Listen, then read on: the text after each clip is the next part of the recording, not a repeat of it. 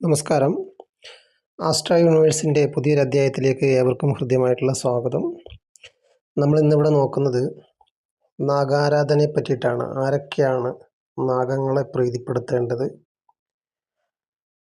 ഏത് നക്ഷത്രക്കാരാണ് ജീവിതത്തിൽ കൃത്യമായിട്ടും ഈ ഒരു കർമ്മത്തിലേക്ക് ഏർപ്പെടേണ്ടതും, അവരുടെ ജീവിതത്തിൽ വരുന്ന എല്ലാ ദുരിതങ്ങളും എല്ലാ ബുദ്ധിമുട്ടുകളും മാറി ജീവിതത്തിൽ ഉയർച്ചയും അഭിവൃദ്ധിയും ഐശ്വര്യമൊക്കെ ലഭിക്കാൻ ആരുടെ മുമ്പിലാണ് അപേക്ഷിക്കേണ്ടത് എന്നൊക്കെയാണ് നമ്മൾ നോക്കുന്നത്. ഞാൻ ഈ പറയുന്ന നക്ഷത്രക്കാർ തീർച്ചയായിട്ടും നാഗങ്ങളെ ആരാധിക്കേണ്ടതാണ്. അതുപോലെ തന്നെ നാഗക്ഷേത്രങ്ങളിൽ ദർശനം നടത്തേണ്ടതാണ്. നാഗങ്ങളെ ഉപദ്രവിക്കാണ്ടിരിക്കേണ്ടതാണ്. ഇതൊക്കെ ഈ നക്ഷത്രത്തിൽ പെടുന്ന ആളുകൾ കൃത്യമായിട്ട് ചെയ്യേണ്ടതാണ്.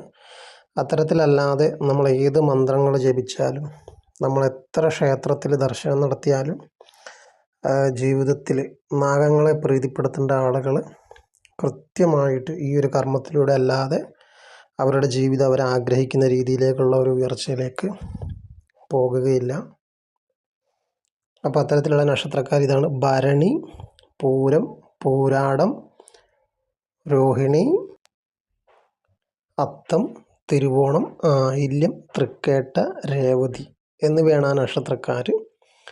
അതുപോലെ തന്നെ ഈ നക്ഷത്രക്കാരിൽ തന്നെ അവരുടെ ദശാകാലം രാഹു ദശാകാലത്തിലാണെങ്കിലും, അതുപോലെ തന്നെ രാഹുയുടെ ഗ്രഹസ്ഥിതി പ്രകാരം 3, 11 ഭാവങ്ങൾ ഒഴിച്ച് മറ്റേത് ഭാവത്തിൽ രാഹു നിന്ന് കഴിഞ്ഞാൽ ഇവർ നിർബന്ധമായിട്ടും, ഈ നക്ഷത്രക്കാരെന്തായാലും നിർബന്ധമായിട്ടും സർപ്പദൈവങ്ങളെ വണങ്ങേണ്ടതാണ്. അവരുടെ ജീവിതത്തിൽ എന്തെങ്കിലും ഉയർച്ച അവർക്ക് ലഭിക്കണമെങ്കിൽ. അതുപോലെ തന്നെ അതേ ആളുകളിൽ തന്നെ അവരുടെ ജാതകപ്രകാരം കൂടി ഇത്തരത്തിൽ രാഹുവിൻ്റെ സാന്നിധ്യം കൂടെ ഉണ്ടെങ്കിൽ തീർച്ചയായിട്ടും അത് ചെയ്യാണ്ട് അവർ ജീവിതത്തിൽ ഒരിക്കലും അവരാഗ്രഹിക്കുന്ന ഒരു കാര്യം പോലും നടക്കുന്നതായിരിക്കില്ല. അത് എത്ര വഴിപാട് കഴിച്ചാലും, എത്ര ശക്തമായിട്ടുള്ള മന്ത്രങ്ങൾ ജപിച്ചാലും ഒരു തടസ്സം, രാഹു സദാ തടസ്സങ്ങൾ ഇവരുടെ ജീവിതത്തിലേക്ക് നൽകിക്കൊണ്ടിരിക്കും. അപ്പോൾ അത്തരത്തിലുള്ള ആളുകൾ പ്രത്യേകം ശ്രദ്ധിക്കേണ്ടതാണ്. അതുപോലെ തന്നെ ജാതകത്തിൽ രാഹുർദശ വരുന്നവരും, അതുപോലെ തന്നെ 3, 11 ഭാവങ്ങൾ ഒഴിച്ച് മറ്റ് ഭാവങ്ങളിൽ രാഹുവിൻ്റെ സാന്നിധ്യമുള്ള എല്ലാവരും രാഹുപ്രീതി കർമ്മം എന്ന് വെച്ച് കഴിഞ്ഞാൽ, രാഹു പ്രീതികരമാകണമെങ്കിൽ നാഗദൈവങ്ങളാണ് പ്രസാദിക്കേണ്ടത്, നാഗങ്ങളെയാണ് ആരാധിക്കേണ്ടത്. ഈ നാഗദോഷവും അതുപോലെ തന്നെ നാഗങ്ങളെ ആരാധിക്കേണ്ട വ്യക്തികൾ മറ്റൊരു മൂർത്തിയുടെ മുമ്പിലും എത്ര പ്രാർത്ഥിച്ചിട്ടും അതിന് വലിയൊരു ഫലം ഉണ്ടാകാൻ സാധ്യതയില്ല. അതുകൊണ്ടാണ് നാഗക്ഷേത്രങ്ങൾക്ക് അത്ര അധികം പ്രാധാന്യമുള്ളത്. അപ്പോൾ അതുപോലെ തന്നെ ഇതിൽ ഈ പറഞ്ഞ നക്ഷത്രക്കാർക്കും ഈ ഒരു ജാതകത്തിൽ ഗ്രഹസ്ഥിതി വരുന്നവർക്കും ഇനി പറയുന്ന ഫലങ്ങളും കൂടി അവരുടെ ജീവിതത്തിൽ ഉണ്ടെങ്കിൽ അവർ തീർച്ചയായിട്ടും ഈ ഒരു കാര്യത്തെ തള്ളിക്കളയാൻ പാടില്ല. ഇനി പ്രധാനപ്പെട്ടത് അധികാരികളിൽ നിന്നും, അതുപോലെ തന്നെ നിയമപാലകരിൽ നിന്നും, അതുപോലെ കള്ളന്മാർ തുടങ്ങിയവയിൽ നിന്നൊക്കെ ധനം നഷ്ടപ്പെടുക, വൻ തുകകൾ നമ്മുടെ കയ്യിൽ നിന്ന് അവർ കൊണ്ടുപോകുന്ന അവസ്ഥ വരിക, അതുപോലെ തന്നെ വിഷഭയം, അതുപോലെ തന്നെ സർപ്പങ്ങളെ ഭയം ഉണ്ടാവുക, അതുപോലെ തന്നെ ദംശനം പോലെയുള്ള വിഷം നമ്മുടെ ശരീരത്തിലേക്ക് കയറുന്ന മൃഗങ്ങൾ, തേൾ, അതുപോലെ തന്നെ എട്ടുകാലി തുടങ്ങിയവയിൽ നിന്നൊക്കെയുള്ള ഉപദ്രവങ്ങൾ ഉണ്ടാകുക, അതുപോലെ തന്നെ ശരീരത്ത് ത്വക്ക് സംബന്ധമായിട്ടുള്ള രോഗങ്ങൾ ഉണ്ടാകുക, അതുപോലെ തന്നെ ഉണങ്ങാതെ വ്രണങ്ങൾ ഉണ്ടാകുക, അതുപോലെ തന്നെ നീചമായിട്ടുള്ള ജനങ്ങളുടെ കൂടെ സഹവസിക്കുക, അതുപോലെ തന്നെ വ്യക്തിപരമായിട്ടും സമൂഹത്തിൽ അപമാനിക്കപ്പെടുക, അതുപോലെ തന്നെ ആളുകൾ നിരന്തരമായിട്ട് മോശമായിട്ടുള്ള വാക്കുകൾ കൊണ്ട് നമ്മളെ അപകീർത്തിപ്പെടുത്തുക, അതുപോലെ തന്നെ നമ്മുടെ കാര്യതടസ്സം, നമ്മൾ ഏർപ്പെടുന്ന കാര്യങ്ങളിൽ പരാജയപ്പെടുക, അതുപോലെ തന്നെ വിദ്യാഭ്യാസ തടസ്സം നേരിടുക, പല്ല്, വായ്, കണ്ണ് തുടങ്ങിയ നമ്മുടെ ശിരസ്സ് സംബന്ധമായിട്ടുള്ള രോഗങ്ങൾ കൊണ്ട് ബുദ്ധിമുട്ടുന്ന ആളുകൾ, അതുപോലെ തന്നെ മനോദുരിതം അനുഭവിക്കുന്നവർ, മൂത്രാശയ രോഗങ്ങളുള്ള ആളുകൾ, സന്താനഭാഗ്യം ഉണ്ടാകാതിരിക്കുകയും, അതുപോലെ തന്നെ രഹസ്യമായിട്ടുള്ള ബന്ധം, അപമാനം ഉണ്ടാകുന്ന തരത്തിലുള്ള രഹസ്യ ബന്ധങ്ങളിലേക്ക് പോകുക, ഇവരൊക്കെ തീർച്ചയായിട്ടും ഈ ഒരു നാഗാരാധനയിലോട്ട് കടക്കേണ്ട ആവശ്യമുണ്ട്.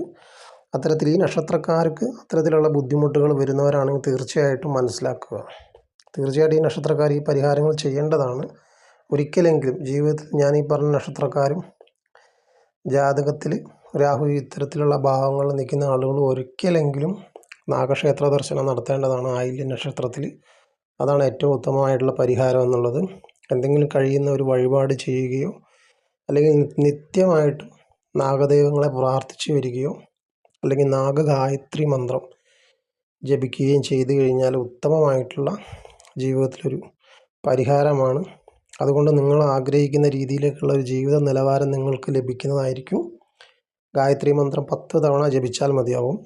അത് ആയില്യം നാളിൽ മാത്രമായിട്ടോ നിങ്ങൾക്ക് ജപിക്കാവുന്നതാണ്. നിത്യം ജപിച്ചാലും തെറ്റില്ല. പക്ഷേ മന്ത്രജപങ്ങൾ എന്നീ കാര്യങ്ങളിലൊക്കെ കടക്കുമ്പോൾ നാഗദേവതകൾ എന്ന് പറഞ്ഞാൽ നമ്മുടെ കണ്ണിൻ്റെ ദൃഷ്ടിയിൽ നമുക്ക് മുമ്പിൽ വരാൻ അധികാരമുള്ള ദേവതകളാണ്.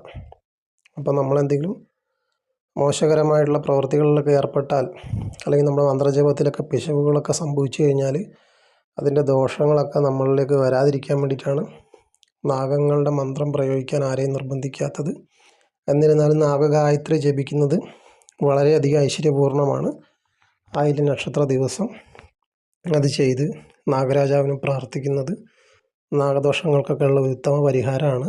അതുപോലെ തന്നെ ഈ പറഞ്ഞ ദുരിതകാഠിന്യം കൂടുതലുള്ള ആളുകൾ എല്ലാ മാസവും ആയില്യ നക്ഷത്രത്തിലും ജന്മനക്ഷത്ര ദിവസവും നാഗക്ഷേത്രത്തിൽ പോകുന്നതും അല്ലെങ്കിൽ സർപ്പക്കാവുകളിൽ പോകുന്നതും അവിടെ പൂജാതി കർമ്മങ്ങളിലൊക്കെ പങ്കെടുക്കുന്നതൊക്കെ വളരെ വിശേഷമായിട്ടുള്ള കാര്യങ്ങളാണ്.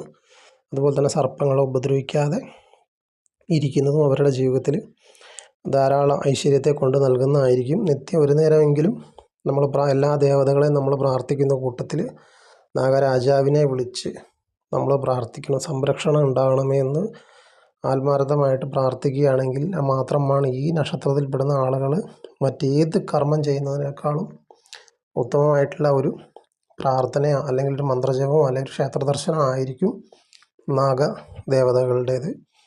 അപ്പോൾ അത് ഈ പറഞ്ഞ ഇതിൽപ്പെടുന്ന ആളുകൾക്ക് മനസ്സിലായെന്ന് വിശ്വസിക്കുന്നു. നിങ്ങളുടെ ഗ്രഹത്തിലൊക്കെ അത്തരത്തിലെ ആളുകൾ ഉണ്ടെങ്കിൽ അവർക്കൊക്കെ പറഞ്ഞതിനെ പറ്റിയിട്ട് മനസ്സിലാക്കി കൊടുക്കുക. ജീവിതത്തിൽ അതല്ലാതെ വേറൊരു മാർഗം ഈ പറഞ്ഞ ആളുകൾക്ക് ഉണ്ടാകുന്നതല്ല. അപ്പോൾ ഈ ഒരു കാര്യം ശരിയായി കഴിഞ്ഞാൽ നമ്മുടെ ജീവിതത്തിൽ തടസ്സങ്ങൾ മാറുന്നതായിരിക്കും. അപ്പം നമുക്ക് പിന്നെ നിങ്ങളുടെ ഇഷ്ടപ്രകാരമുള്ള മൂർത്തികളൊക്കെ നമുക്ക് ആരാധിക്കാവുന്നതാണ്. പക്ഷേ ഇതിന് കൊടുക്കേണ്ട പ്രാധാന്യം കൃത്യമായിട്ട് കൊടുക്കണമെന്നാണ് പറയുന്നത്. അപ്പോൾ ഏവർക്കും ഇന്നത്തെ വീഡിയോയെ പറ്റിയിട്ട് മനസ്സിലായെന്ന് വിശ്വസിക്കുന്നു. അപ്പോൾ ഏവർക്കും നന്ദി.